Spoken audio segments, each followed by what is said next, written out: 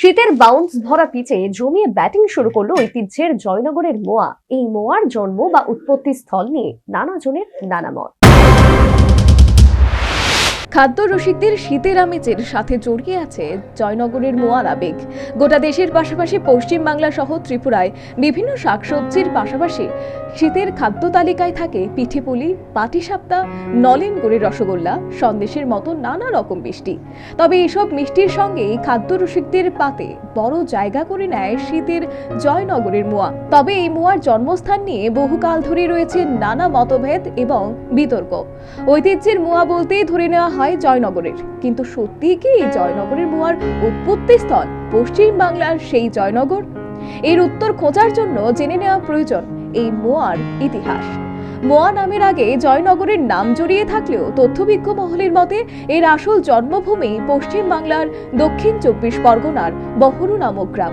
অর্থাৎ একাংশ তথ্যবিজ্ঞ মহলের অভিমত বহরু হলো জয়নগরের মোয়ার আঁতুর ঘর। রায়মঙ্গল কাব্যে যে বহরু নামের উল্লেখ আছে সেটাই আজকের বর্তমান বহরু গ্রাম। এই গ্রামেই শৈশব কেটেছে হেমন্ত মুখোপাধ্যায় ও শক্তি চট্টোপাধ্যায়ের মতো কিংবদন্তিদের। সবার মুখে মুখে প্রচলিত বহরু গ্রামের জনৈক যামিনী বুড়ো এই মোয়ার জন্মদাতা। শোনা যায় এই যামিনী বুড়ো নিজের জমিতে কনকচুর ধান ফলাতেন। পরে সেই ধানের খই ও খেজুরের রসে তৈরি নলেন গুড় দিয়ে মোয়া তৈরি কোনো এক অনুষ্ঠানে তা পরিবেশন করেছিলেন। সেই অনুষ্ঠানে নাকি হাজির ছিলেন খোদ চৈতন্যদেব। সেই মোয়া খেয়ে এর খুব সুখ্যাতি করেছিলেন পরম বৈষ্ণব চৈতন্যদেব। এরপর থেকেই লোকমুখে জনপ্রিয়তা লাভ করে বহরু গ্রাম ও মোয়া।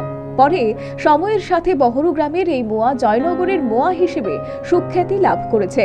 এই বহরুবাসী শীত পড়ার সাথে সাথে 4 মাস এই মোয়া তৈরির কাজেই ব্যস্ত থাকেন। এতেই যে তাদের সংসার প্রতিপালন ও হাত খরচের জোগাড় হয়, এমনটাই জানালেন স্থানীয় জনৈক গৃহিণী।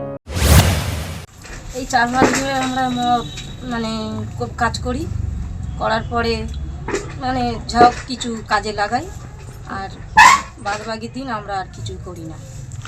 এমনি কতদিন ধরে এই কাজ করছেন? 10-15 বছর। কিরকম এই কমাস ধরেই কি করেন?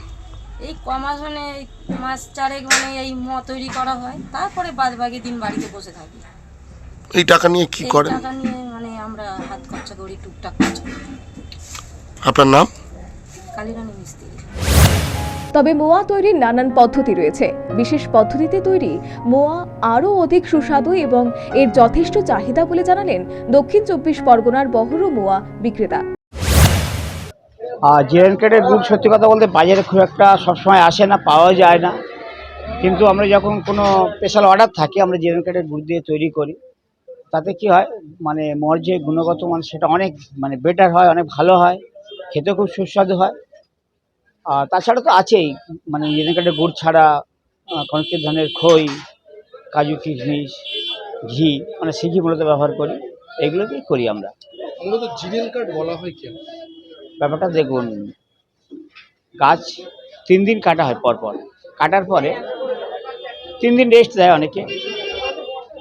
এই রেস্ট দেওয়ার পরে আবার প্রথম যখন কাটা হয় গাছটা রস নেওয়ার জন্যে, তখন সেই গাছের যে রসটা হয় সেই রসটাকে বলা হয় জিরেন কাঠের রস। আর সেই রস জাল দিয়ে যখন আমরা গুড় তৈরি শিলুরে গুড় তৈরি করে, তখন সেই গুড়টা হয় অনেক বেশি টেস্টি এবং দামি, এবং সেটা কস্টলি। শিলুরে সবসময় সেই গুড়টার দাম অনেক। জন্মস্থান বা উৎপত্তি স্থল আর যেখানেই হোক, বর্তমানে বহরু কিংবা জয়নগরের মোয়ার কদর ও চাহিদা কিন্তু দেশ বিদেশের পাশাপাশি ত্রিপুরায়ও যথেষ্ট রয়েছে। এর মধ্যে রাজ্যেও পৌঁছতে শুরু করেছে এই সুস্বাদু মোয়া। শীতের পাতে নতুন করে সুস্বাদু মোয়ার সংযোজনে খাদ্য রসিকদের এখন বাড়তি উৎসাহ। Bureau report, news vanguard.